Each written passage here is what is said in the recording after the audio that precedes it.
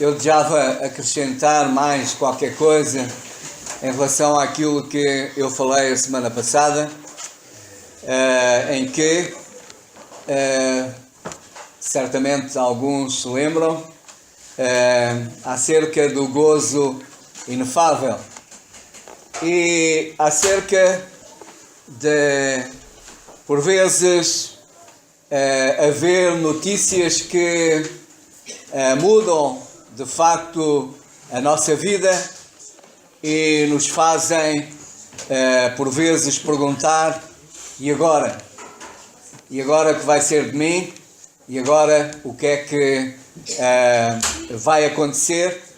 Mas o que de facto é importante, e como eu disse, pode haver notícias que possam mudar a nossa vida, mas jamais haverá alguma notícia que possa mudar Deus.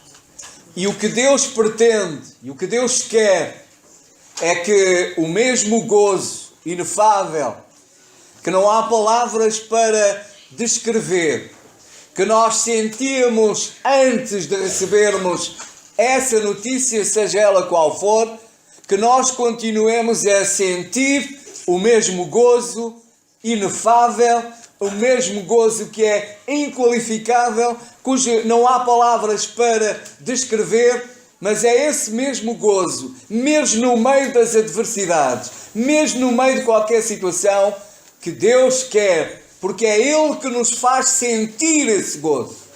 Esse gozo é Ele que nos faz sentir. E de facto, Deus não muda. E se Ele é o Deus que antes nos fazia sentir esse gozo, Ele é o mesmo Deus que durante essa mudança, essa nova situação, Ele tem o mesmo poder para nos continuar a fazer sentir esse mesmo gozo inefável.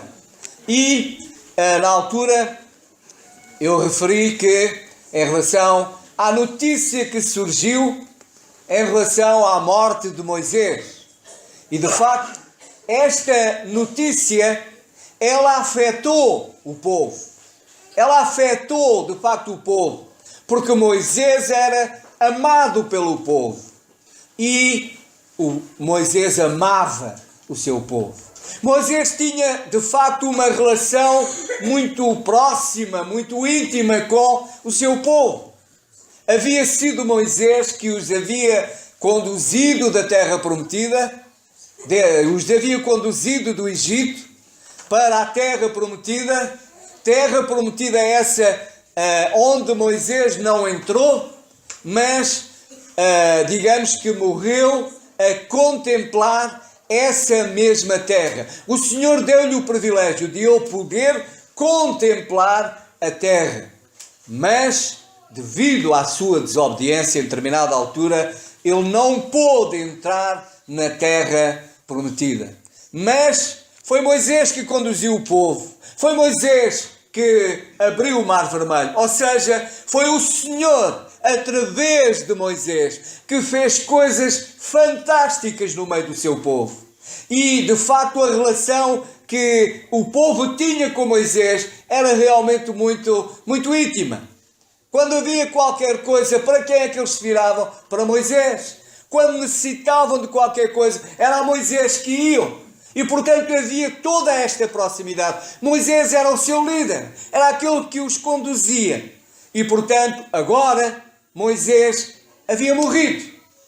E, portanto, agora, na cabeça de muitos, surgia a pergunta: e agora o que é que vai ser de nós? Quem é que nos vai conduzir até à terra prometida? Quem é que, de facto, nos vai ajudar? A quem é que nós vamos dirigir-nos? Portanto, todas estas preocupações, elas passaram pela cabeça, com certeza, de muita gente, porque é estas preocupações que muitas vezes passam pela nossa cabeça. Como é que eu vou agora viver isto? O que é que vai ser de mim? O que é que eu vou fazer? São essas as perguntas que, em determinadas situações da nossa vida, nós colocamos. Mas nunca devemos esquecer que o Deus que foi conosco até aqui, Ele vai ser conosco até ao fim. E o poder de Deus não muda. E Deus não muda. Ele é o mesmo ontem, hoje e eternamente. Portanto, o mesmo Deus que foi connosco no passado, Ele vai ser connosco no presente e será connosco no futuro. E Ele será sempre o mesmo. E, portanto, em relação ao seu povo, é evidente que Deus não ia abandonar o seu povo. Como Deus não abandona qualquer um de nós. Deus não abandona aqueles que são seus. Mas Ele sempre manifesta a sua presença. E, portanto, perante esta situação da partida de Moisés, então o Senhor escolheu para conduzir o povo até à terra prometida Josué. E como ele disse na altura, é evidente que Josué não era Moisés. Moisés tinha o seu feitio, tinha a sua maneira de ser, tinha a sua maneira de estar. Era diferente de Josué. Tal como nenhum de vocês é como eu, nem eu sou como nenhum de vocês. Cada um é como é. Cada um tem a sua maneira de estar. Mas havia algo que unia Moisés e Josué. Ambos eram servos do Senhor. Ambos eram servos do Senhor. E ambos amavam o Senhor. Se lembram, Josué foi um daqueles que foi espiar a terra. Lembram-se? Quando enviaram espias para espiar a terra. Um deles foi Josué, o outro foi Caleb. E estes dois foram espiar a terra, juntamente com outros. E quando regressaram, os outros diziam, é impossível entrar na terra. Há gigantes, é impossível entrar na terra. Josué e Caleb diziam, a terra é como Deus disse. A terra mana leite e mel, como o Senhor disse. Há coisas fantásticas naquela terra. A terra é fantástica. Vamos tomar conta da terra. Vamos possuir a terra. Portanto, Josué e Caleb viam com os olhos de Deus. E quando nós vemos com os olhos de Deus, as coisas são diferentes. Quando nós olhamos com os olhos de Deus, as coisas são diferentes. Quando nós olhamos com os olhos da carne, as coisas são diferentes. Vemo-las de outra maneira. Os outros viam-nas, olharam para a terra com os olhos da carne. E o que eles viam foi problemas, obstáculos, dificuldades, gigantes e nada mais. Mas Josué e Caleb viram que realmente aquela terra era fantástica. Viram que aquilo que Deus havia dito acerca daquela terra, ela era mesmo assim. Portanto, ainda que Josué fosse diferente de Moisés, no entanto, eles estavam unidos neste amor ao Senhor, neste serviço ao Senhor. Eles estavam unidos na forma como olhavam para o Senhor, na forma como viam o Senhor e na forma como confiavam no Senhor. Portanto, nisto não havia diferenças entre eles. Eram os dois homens de Deus. E por isso, Deus escolheu Josué para conduzir o povo para entrar na terra prometida. Aliás, somente Josué e Caleb, dos milhares que saíram, cerca de 1 milhão de pessoas que saíram 40 anos antes do Egito, somente 2 entraram na terra prometida. De todos os outros, morreram no deserto. Todos os outros pereceram no deserto. Somente Josué e Caleb, daqueles que saíram do Egito, somente Josué e Caleb entraram na terra prometida. E o que eu quero, irmãos, chamar a nossa atenção é para as palavras de Josué, no livro de Josué, no capítulo 21. Livro de Josué, no capítulo 21. E para estas palavras, quando o povo entrou na terra prometida, quando se instalaram na terra prometida, em determinada altura, Josué faz um exame, faz uma reflexão. Josué olha para trás. E qual é a conclusão a que ele chega? Vemos em Josué, no capítulo 21, e a partir do versículo 42 diz: estavam-se estas cidades, cada qual com os seus arrabaldes em redor delas. Assim estavam todas estas cidades. Desta sorte deu o Senhor a Israel toda a terra que jurara dar a seus pais, e a possuíram e habitaram nela. E o Senhor lhes deu repouso em redor, conforme tudo quanto jurara a seus pais, e nenhum de todos os seus inimigos ficou em pé diante deles. Todos os seus inimigos o Senhor deu na sua mão. Palavra alguma falhou de todas as boas palavras que o Senhor falara à casa de Israel. Tudo se cumpriu. Eu gosto desta última frase. Tudo se cumpriu. Portanto, Josué, ao olhar para trás, ao lembrar as promessas que o Senhor havia feito a Abraão, a Isaque, a Jacó, acerca dessas promessas, Josué olhou para essas promessas, olhou para tudo aquilo que o Senhor havia prometido. E agora, o que é que ele diz? O Senhor cumpriu todas as coisas. Tudo se cumpriu. Portanto, irmãos, o nosso Deus é o Deus de Josué. É o Deus que cumpre. É o Deus que cumpre todas as coisas. E reparem que o versículo diz: palavra alguma falhou de todas as boas palavras que o Senhor falara à casa de... Palavra alguma. Portanto, tudo, ao pormenor. Não foi de uma forma geral, mas foi ao pormenor. Todas as promessas que o Senhor fez, cumpriu. Todas as palavras que o Senhor disse, cumpriu. Todos aqueles que o Senhor disse que havia de entregar nas mãos do seu povo, Ele cumpriu. Todas as coisas. Quando o povo chegou à terra prometida, quando entrou, o que é que viu? Viu, confirmou que aquilo que o Senhor havia dito se cumpriu. Tudo quanto o Senhor falara, cumpriu-se. Deus cumpre a sua palavra. Isto, irmãos, nos dá uma confiança tremenda. Isto nos dá uma confiança tremenda de que tudo quanto o Senhor diz está certo. E tudo quanto o Senhor diz, Ele cumpre. Quando Ele diz que não nos deixa nem nos desampara, então é mesmo assim. Irmãos, eu sei que um dia, eu falo por mim, ainda que possa, não ponha em causa a salvação de nenhum de vós, mas eu falo por mim, eu sei que um dia na presença de Deus eu vou chegar a esta conclusão. Deus cumpriu. Deus prometeu e Deus cumpriu. Deus prometeu que me salvaria e que eu estaria na sua presença, e eu aqui estou na presença de Deus, porque Deus cumpre a sua palavra.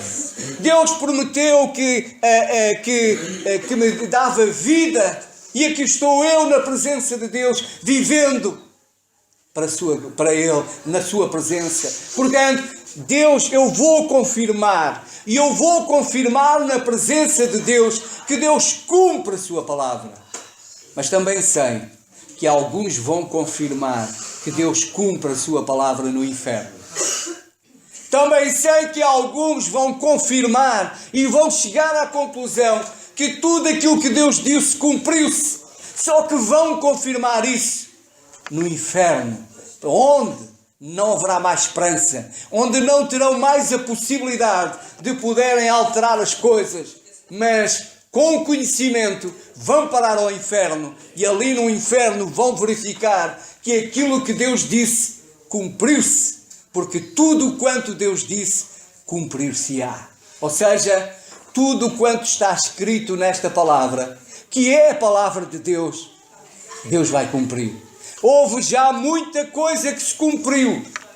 Há muita coisa que se está a cumprir e muita coisa que se irá cumprir ainda. Mas uma coisa eu tenho a certeza, é que tudo o que Deus disse se cumprirá. Isso eu não tenho dúvidas absolutamente nenhumas. E eu espero que nenhum de nós aqui tenha dúvidas acerca disso. Por isso, quando Deus diz, crê no Senhor Jesus Cristo e serás salvo, eu tenho a certeza que se eu, e como já fiz, obedecer à palavra de Deus, crendo no Senhor Jesus Cristo como meu Salvador, eu tenho a certeza que estou salvo. Eu tenho a certeza que de facto estarei para sempre na sua presença. Mas também tenho a certeza que quando o Senhor diz que aquele que não crer não será condenado, já está condenado. Tenho a certeza que isso também assim acontecerá. E eu um dia na glória irei confirmar que de facto assim é. E outros irão confirmar no inferno que assim é. E por isso eu espero que nenhum de nós aqui cometa a loucura de desprezar a palavra de Deus, de desprezar a mensagem da salvação, de desprezar a salvação que Deus está a oferecer ainda a este mundo, dizendo, crê no Senhor Jesus Cristo e serás salvo. Esta é a mensagem de Deus para este mundo. E Deus cumpre a sua palavra.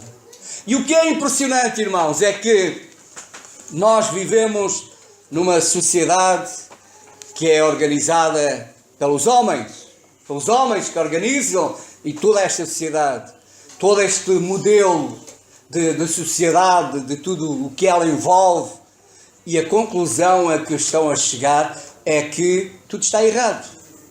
É que tudo está a ruir. E se nós... Porquê? Porque o homem mente. Porque o homem mente. E se nós pegarmos num programa de um partido qualquer que se apresenta, e as eleições estão aí quase à porta, e já se começa a sentir a campanha eleitoral, e se nós pegarmos num programa de um partido que se apresenta às eleições com esse programa para governar o país e ganha as eleições com esse programa, e chega ao fim de 4 anos, nós pegarmos nesse programa e formos ver o que prometeram e o que cumpriram, chegamos à conclusão que cumpriram zero. Zero daquilo que prometeram. Zero. Mas, no entanto, as pessoas continuam a acreditar em mentirosos. Continuam a acreditar em pessoas que lhes mentem. Continuam a andar atrás de pessoas que lhes mentem, que os enganam. E quando Deus diz, crê no Senhor Jesus, eu te amo, põe em dúvida o amor de Deus. Quando Deus diz, eu quero salvar-te, põe em dúvida a salvação de Deus. Quando Deus diz que se creres no Senhor Jesus, em Jesus, se creres no meu Filho amado, aquilo que eu entreguei para morrer na cruz por ti, se creres nele, viverás. Viverás eternamente, estarás comigo para sempre. As pessoas têm dúvidas, põem em dúvida tudo. E, no entanto, andam atrás de quem as engana descaradamente e desprezam aqueles que os amam com um amor inigualável, um amor incalculável, um amor que não pode ser medido, o amor de Deus. E de facto, irmãos, graças a Deus, porque o Senhor um dia abriu os nossos olhos para podermos ver quem de facto diz a verdade.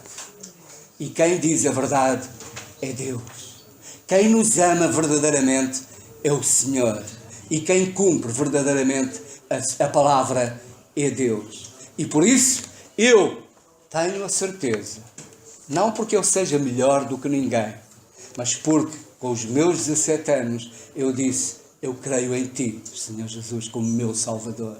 E a partir dessa altura eu tenho a certeza que estou salvo. E tenho a certeza que um dia na glória eu vou ter a mesma conclusão que Josué que teve.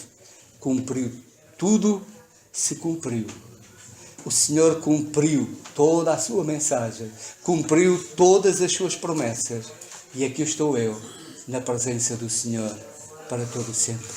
E serei levado a adorá-lo. Mas também, eu tenho também a certeza e a experiência diária que quando o Senhor me diz, não te deixarei nem te desampararei, eu tenho também a certeza que assim é.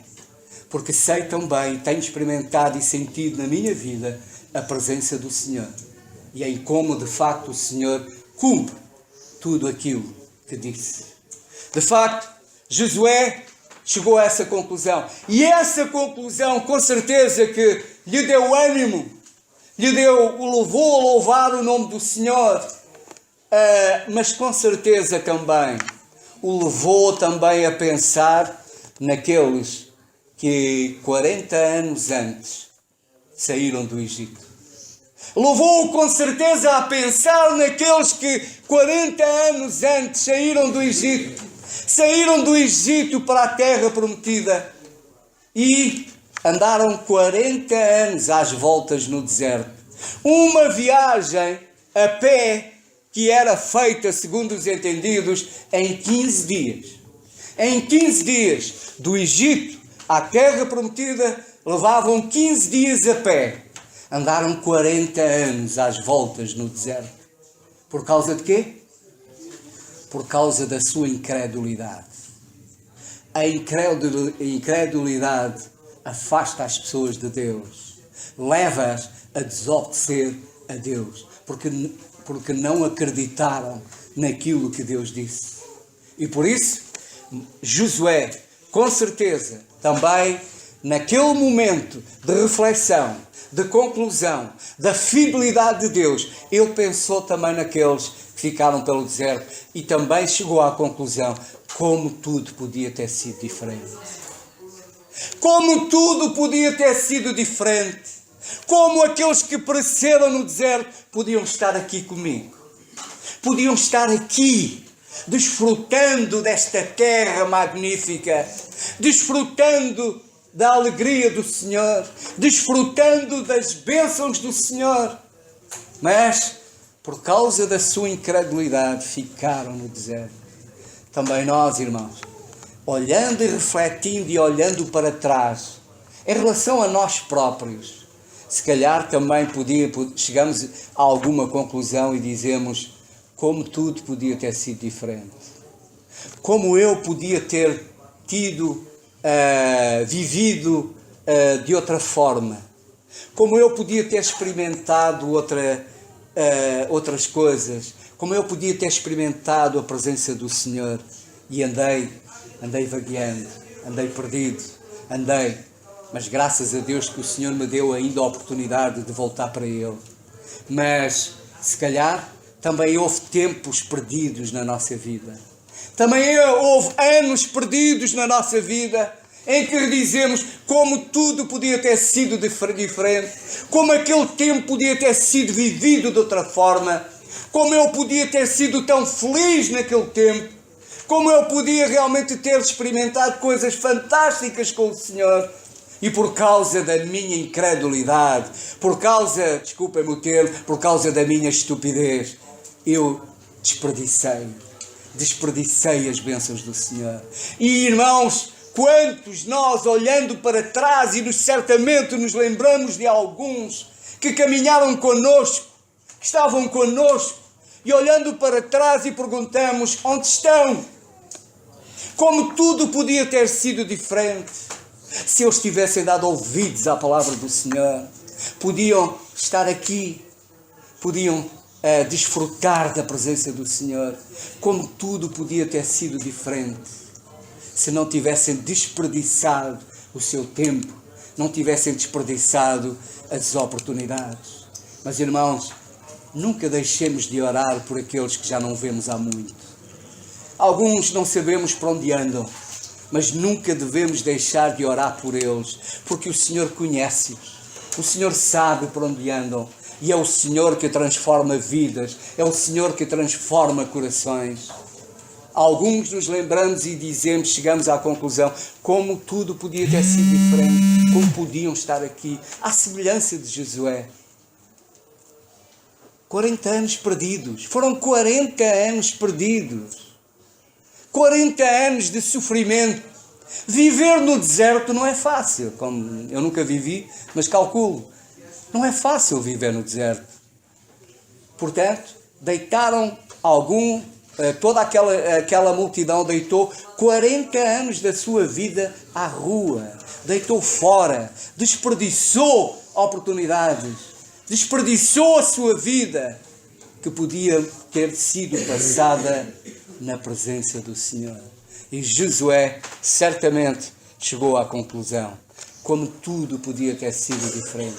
Como fulano e eu podia falar acerca de muitos, como podiam estar aqui comigo, como podiam estar gozando do que eu estou gozando, desfrutando do que eu estou desfrutando, porque todos tiveram a mesma oportunidade, todos saíram lá do Egito, todos caminharam, uns aproveitaram, outros desperdiçaram.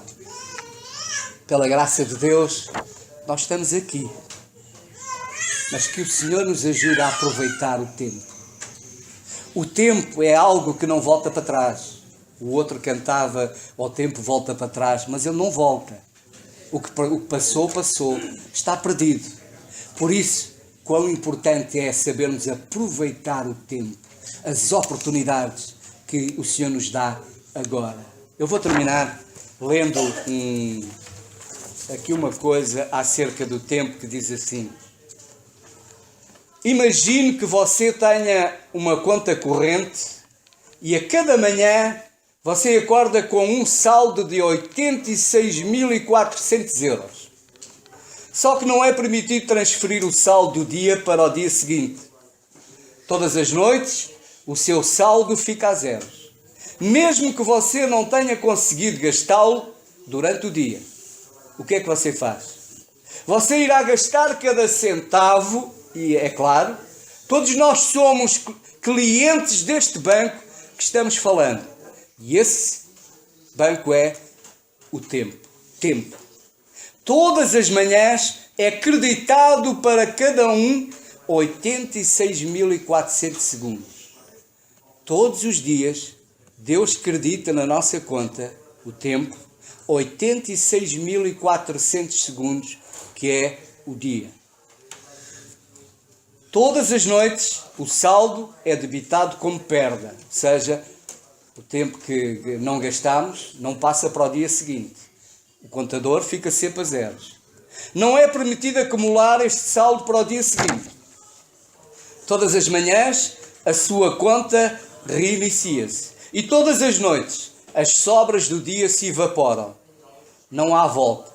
Você precisa gastar, vivendo no presente, o seu depósito diário. Invista então no que for melhor. Na sua saúde, felicidade, sucesso. O relógio está correndo. Faça o melhor para o seu dia. Para você perceber o valor de um ano, pergunta a um estudante que repetiu de ano. Para você perceber o valor de um mês, pergunte para uma mãe que teve o seu bebê prematuro.